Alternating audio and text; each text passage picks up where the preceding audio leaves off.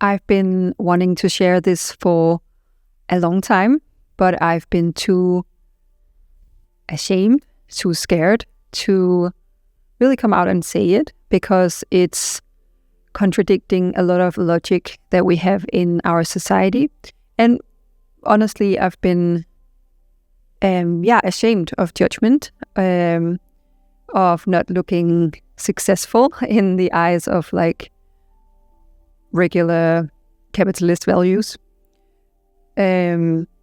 So what I want to share is that since coming out of my sex coach career and going into the spiritual teacher role, I have been broke.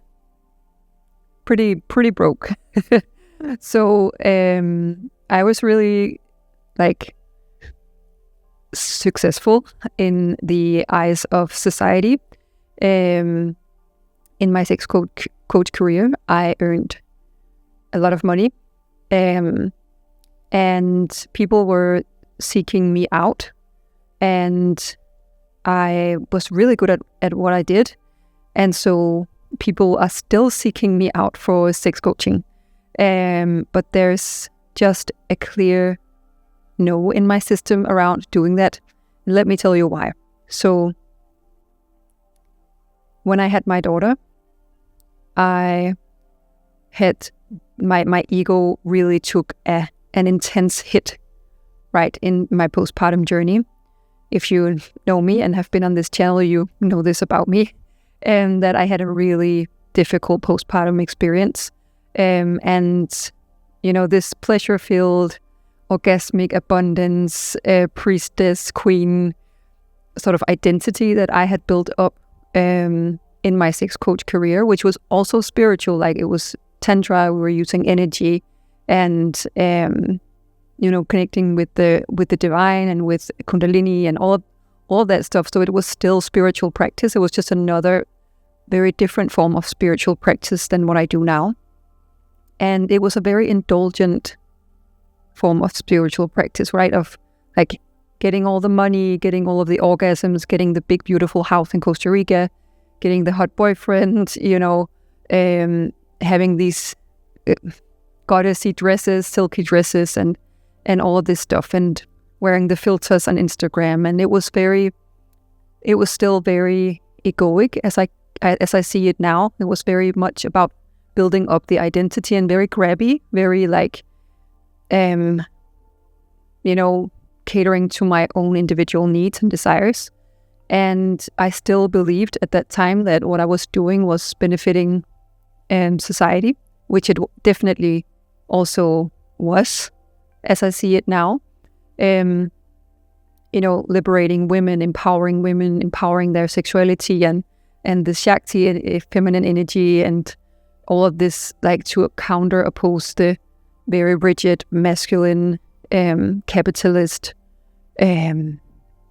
patriarchal structures of society, right? So I still had a mission, but my personal practice was very indulgent.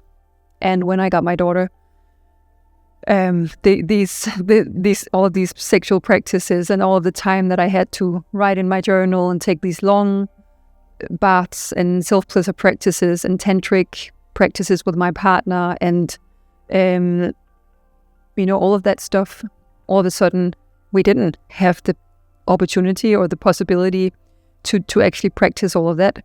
And my body was also physically very closed. And so from one day to the other, all of this identity was crushed and this part of myself was crushed. And all as a self-employed, I didn't have an income. I have the very basic income from the Danish state, right? But still, all of that, the things that I had built my identity around were taking away from me. Like it felt almost from one day to the other when I was, birthing my daughter. So, and at the same time, I had a very, postpartum depression, almost anxiety, sort of like a physical, mental, spiritual reaction to having my ego being butchered like that. And so when I was finished with my maternity leave, I was, trying to go back to the sex coach business and was trying to post around it, and it didn't feel in alignment with me. And I was doing all of the heavy lifting on the spiritual, mental level with all of the spiritual practices that I knew, rereading Eckhart Tolle, doing energy practices daily, connecting with my spirit guides. And after having done that consistently in my postpartum, because I really needed it, because I felt so bad, I was suffering so much, I had what I can only call a spiritual awakening. I came into this bliss state of realizing our true nature as a unity consciousness, and I was able to turn down my egoic thought patterns and really be in the present moment, in this blissful, connected, loving, peaceful place. And that just completely turned my life around, upside down. And my soul was just saying, stop posting about sexuality, stop promoting this work. It does not feel in alignment right now, and you have to go inwards. And that was a clear message that I got, and I followed that message. And I went inwards for a 6-month period, where I was honestly completely draining my savings, our savings. It was my savings, was my money, but as a family, it was also the cushion that we had at the time for unexpected things to happen economically, right? So I was really draining our resources by not working and by following my soul and trusting the process, trusting the universe, trusting my guidance, surrendering to what I felt was needed in that moment, which was this sort of dark night of the soul. But it wasn't, it was the dark night of the soul before my spiritual awakening. And then I had that spiritual awakening. I was in this almost bliss bubble of just really doing those spiritual practices, connecting with my guides, being in that state of consciousness of pure presence and love and ease. And it wasn't that I wasn't reactive with my daughter or anything. It was just I was just finally feeling completely really good within myself. For the first time in my life, I felt such an ease, such a freedom, mentally, energetically, spiritually, that I have never ever tried before. And I was just, okay, what is this? I need to champion this. I need to spread the word about this. So before I got to that realization, I really was in it for 6 months and not earning anything, draining our resources, quite a big savings that I had at that time. We had at that time. And yeah, I feel shame about that. I feel shame about that because I was knowingly not productive. I was knowingly bedrotting. I was trusting, surrendering, accepting the nudge, the soul message that I got. And my lovely, lovely partner, Tobias, was supporting me in it. And he did not have he was still, a student at the time and also earning very little money. But we got by. He was dumpster diving. He still is dumpster diving. We're still getting by from that. And we went to Costa Rica, where we had this beautiful house built from that orgasmic abundance manifestation period that I had. And we wanted to go there, and my soul was calling me back there. And luckily, we didn't have to pay rent because we already paid for the house. The whole house was built, and it was solar panels and natural water heater and we were the basic setup to not need a lot. And Toby was also having a very low income job at the time, and my income was also very, very scattered because people were like, okay, you're a sex coach, now you're what, a spiritual teacher? What are you doing? What are you offering? And I didn't even know myself. And at that time, I sort of had this, and I was deep in meditation and deep in one of the practices, the energetic practices that I teach in Wide Awake. And then all of a sudden, I really got the structure for Wide Awake. I hate the word downloading, but I had this, in 1 second, this whole map of how Wide Awake should be and how it should be structured. It's not like I have one of the energetic practices is also something that I sort of received or like made up myself, or but all of the other practices are something that I've taken from different other teachers and courses and stuff like that. So it's not that I downloaded everything, but I just got this map of this clear structure of what it could look like and what the name was there, how long it was, what the different modules should be. All of that was sort of given to me as that was my experience, that I've never tried to make up anything like that in such a short while. So felt like I was downloading a zip file, right, and opening, and then there it was, all the stuff. Anyways, I found what I was supposed to do, which is teach what had helped me, these practices that had helped me so much get out of so much suffering, to other people through this course, Wide Awake. And I began selling it, and I began talking about it, and I priced it very, very low because I wanted people to try it. I wanted it to be filled out. It only had 10 spots the first round, the second round, the third round too. And it was I've said it very cheaply, even now that I'm selling it again. I'm setting the price much, much lower than I know the value is, because I'm trusting the process, because I want people to have it be a really easy yes, and then, get so beautiful results that they want to share about it, want to use it for the rest of their lives, want to, implement it and come back to it again and again and again. And so I've been scraping by economically. I've been using the same clothes for years and years now, and luckily part of waking up is not caring so much about how you look externally. Not that much. I was very vain before, very, very, very vain, and spent a lot of money on how I look. And so I saved a lot of money too with the awakening experience. But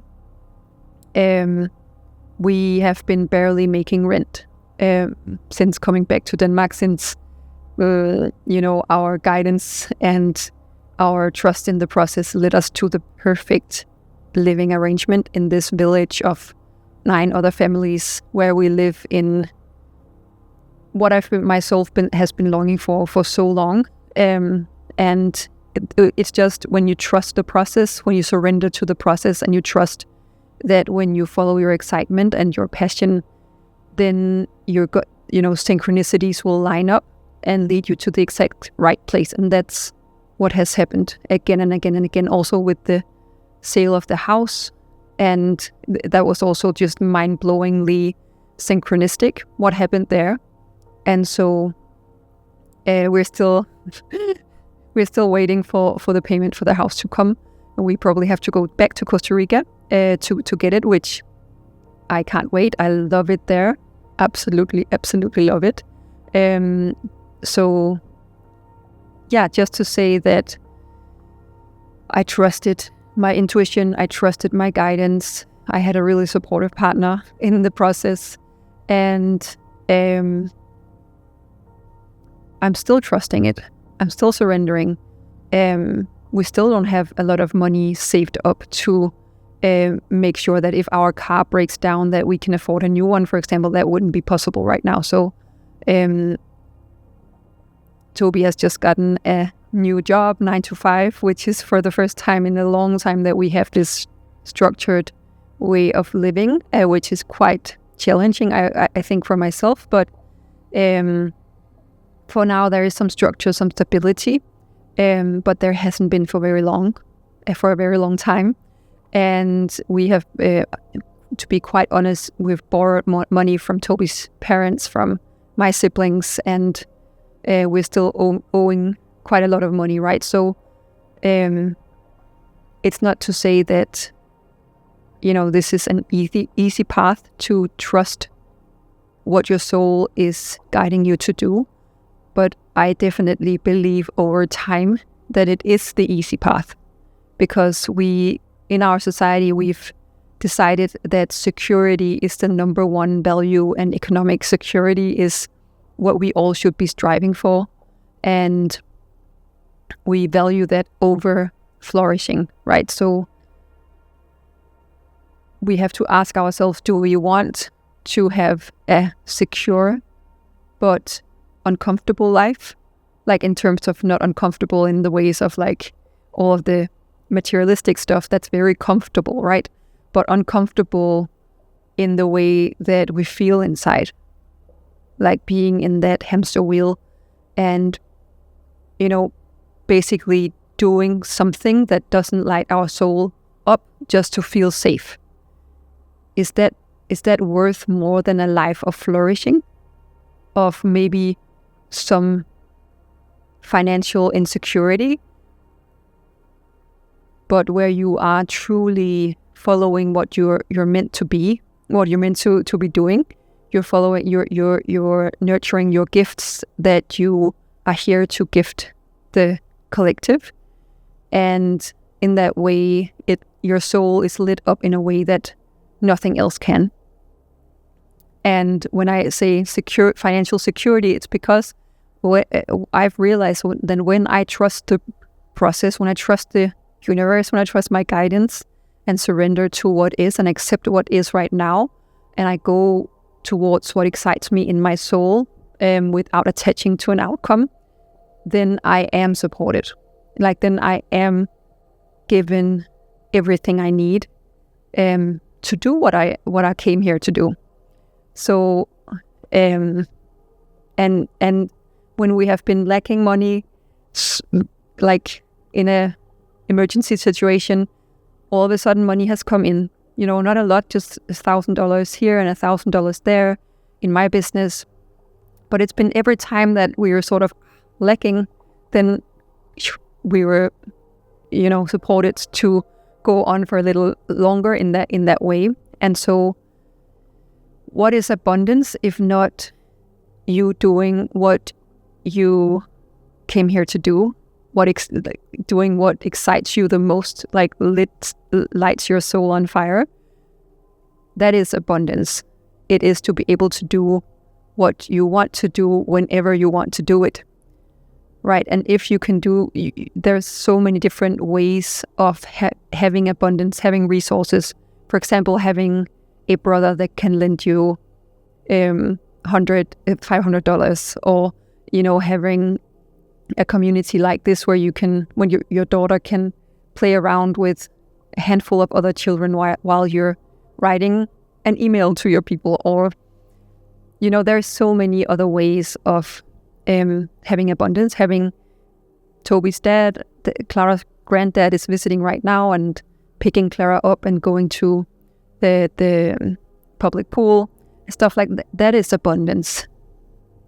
That is resources, right? And we've confused it with the numbers, digital numbers in our bank accounts going up and up and up. And in that way, we have, economized all of the social structures which were gift-based before. So we have, all of those village structures of helping each other out, of sharing stuff, of taking care of each other, that has been made into services, right? And so now you have to pay a price for it, to pay for childcare, to pay for someone coming out and fixing your garden or whatever. Like there's, instead of, or someone fixing your roof instead of asking your neighbor, and then you can do something else for your neighbor and stuff like that. You know, the gift economy thing, right? It's been hollowed out by capitalism, basically. And so we only think of resources as money that we can buy goods and services with. And from my perspective, that's a big diminishing of value, actually, right? And so I am trusting the process, and I know I'm supported, and I feel more wealthy than I've ever been, even making lots and lots of money. But yeah, I still hold shame around it, which is exactly why I'm sharing it now, because I want other people who are doubting their gifts and who are stuck in these boring, repetitive 9-to-5 sort of hamster wheel kind of things or structures to also open up to the possibility of following your soul and your mission and your gifts, and trusting that when you do that, you will be supported and the universe will conspire to create synchronicities for you to be able to do that. You might not have like a cushy bank account, but you have cultivated a gift, the gift that you came here to gift the world. And that is why we're here. That's the whole thing. And so, at least from my spiritual perspective, we are here to gift the world with the gift that we came here with, and share that from a place of detachment from the outcome, right? So there's no like, when I do this, then I expect you to do that. It's more of like, here's my gift, enjoy. And that's also what I'm trying to do with Wide Awake, to have the price be so that people can get into it and really get all of the benefits from it without, feeling like it's too much of a stretch.